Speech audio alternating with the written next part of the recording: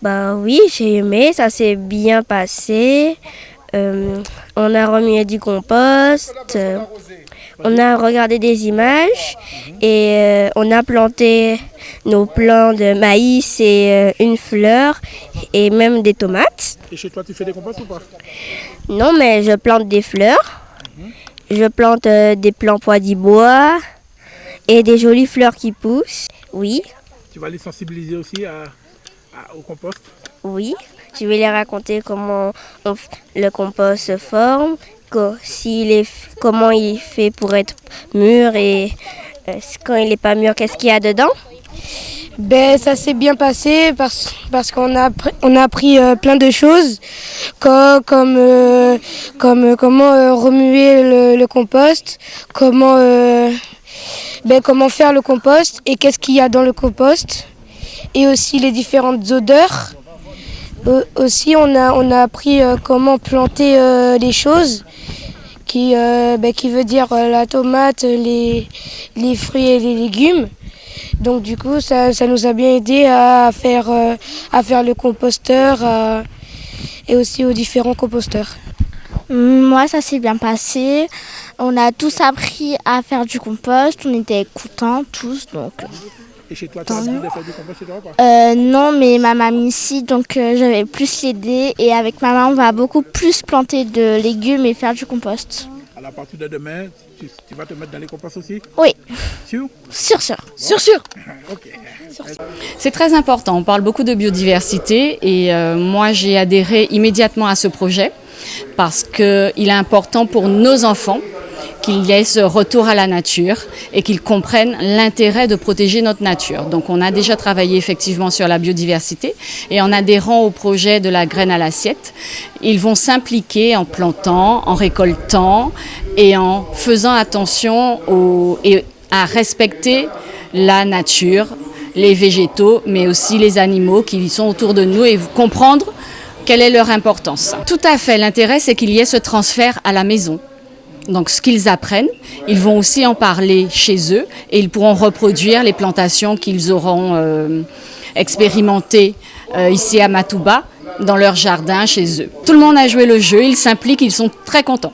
Ben justement, on voit qu'on parle beaucoup de la biodiversité, mais il faut déjà que la jeune génération comprenne déjà le cycle de la vie d'une plante, le cycle de la vie justement au niveau de l'écosystème. Et pour nous, c'est important justement de sensibiliser cette jeune génération dès les plus jeunes classes à ce cycle de vie. On est labellisé, on est sur notre atlas de la biodiversité. Notre objectif justement à travers ces actions au niveau de nos écoles élémentaires, c'est de sensibiliser justement à la biodiversité, mais d'entrer aussi dans une démarche de faire comprendre à nos enfants que les plantes ont un rôle et justement il ne faut pas les oublier, il ne faut pas aller uniquement dans le système de consommation au niveau des magasins, mais c'est surtout aussi apprendre à planter, apprendre à connaître les goûts de notre nature. Alors c'est un moment important parce que je pense que c'est dès le jeune âge qu'il faut apprendre aux enfants à faire connaissance avec la nature, parce que si on veut que demain ils respectent la nature, il faut déjà leur apprendre ce que c'est. Donc le fait de connaître, ça nous invite non seulement à respecter mais aussi à protéger. Et ça c'est important. Alors qui sont plus motivés que d'autres, ça pour moi quoi de plus normal, mais l'un entraînant l'autre, ils peuvent arriver à un moment donné à tous se mettre d'accord autour du bien-être de la nature et notre bien-être qui va avec aussi. Alors, j'ai remarqué que les enfants sont souvent des ambassadeurs auprès de leurs parents. Parce qu'il y en a beaucoup qui veulent ramener, par exemple, des plantes chez eux pour planter. Il y en a beaucoup qui veulent faire après des composteurs à la maison. Donc, ils sont vraiment des ambassadeurs. Donc, ils sont là aussi pour sensibiliser leurs parents. Et ça, c'est très intéressant donc, en termes d'impact, ce type de démarche. Alors, le compost, c'est facile de le faire. Par contre, il y a un certain nombre de choses qu'il faut respecter.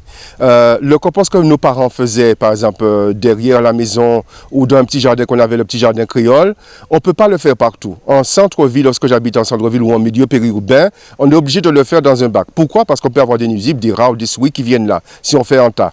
Par contre, dans un bac, ça va nous demander de respecter un certain nombre de choses. Par exemple, la quantité de déchets verts que je vais mettre, donc déchets humides, la quantité de déchets secs que je vais mettre, donc du déchet brun, pour qu'on puisse avoir un mélange qui se fait au fur et à mesure.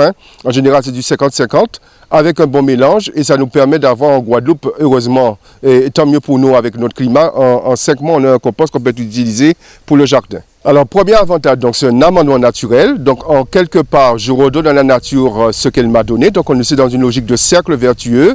Ensuite, donc ça c'est la première chose. Donc, c'est une démarche écologique, donc ce qu'on appelle l'économie circulaire. La deuxième chose, c'est que j'ai plus besoin d'aller acheter de l'engrais.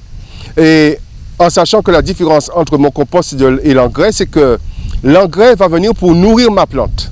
Mais ça ne nourrit pas le sol. Au contraire, ça va même tuer les microphones et macrophones, les détruire au fur et à mesure, et donc ça appauvrit le sol. Alors que le compost va venir pour nourrir le sol, qui ensuite va nourrir ma plante. Donc j'ai plus de bactéries, j'ai plus de microphones et macrophones dans le sol à ce moment-là.